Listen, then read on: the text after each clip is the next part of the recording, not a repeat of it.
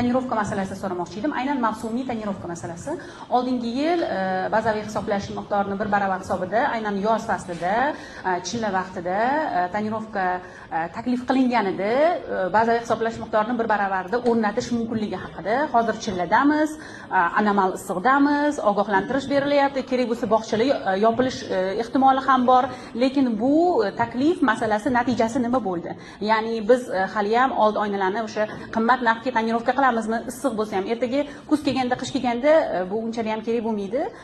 2018-yilda Vazirlar Mahkamasi qarori chiqqan. O'sha qaror bilan shu avtomobil transport vositalarining foydalanish usulini o'zgartirishga qaratilishga ruxsat berildi. Agar e'tibor qaratadigan bo'lsak, o'sha shu qo'llanish masalasi bazaviy hisoblash miqdorining 90 baravar hisoblangan edi. Bundan keyin juda ham ko'p takliflar kelib chiqdi. Ularni o'rgandik. Hozirgi kunda hisoblayotgan bo'lsak, 90 baravarimiz hozirgi narxda 7 milliondan ortiq bo'ladi.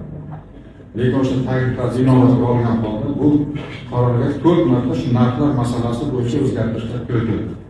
Bu 2019-yilda kiritildi, 2020-yilda, 2021-yilda, 2022-yillarda tegishli o'zgartirishlar kiritildi.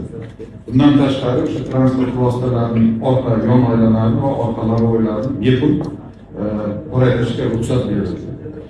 Agar shu narxni ko'radigan bo'lsak, o'sha birinchi qabul qilingan qarordan boshlab bugungi kunga qadar narxlari o'zgartirish natijasida 11-25 barobar arzonlashtirildi. Oddiy qilib aytganda, ya'ni 37 milliondan 3 million 296 minggacha kamaytirildi. Bundan tashqari yana takrorlab aytaman, orqa yon oynalar va orqa lavoylar qoraytirish bepulga amalga oshirilishiga ruxsat berildi. Bundan tashqari biz mutaxassislar bilan shu birgalikda ko'rganib chiqamiz. Shu boyagi siz aytgandek shu transport vositasida ketayotgan qoraytirilgan oynalar kimlarga qanaqa ta'sir qilinishi o'rganib chiqamiz. O'sha yon oynalarni boshqalari. Eng asosiysi o'sha bizlarga kelib tushgan murojaatlarda bizlar kasallik olib kelyapmiz, boshqa qilyapmiz deyilgan edi. O'shaning uchun orqa yon oynalar va orqa lavoyda bepul qilingan. Endi agar o'sha kasal olib ketayotgan bo'lsa, asosan shu orqa o'rindiqlarga ketadi. Ta'siri bizlar o'sha mutaxassislar bilan o'rganib chiqqanda shu lavoydan, yon oynalardan emas, lavoyda kelayotgan yorug'lik nurlarni qaytarishga e'tibor qaratiladi. Shuning uchun orqadagi yon oynalarda va orqa lavoyda 100% qoraytirishga ruxsat berilgan.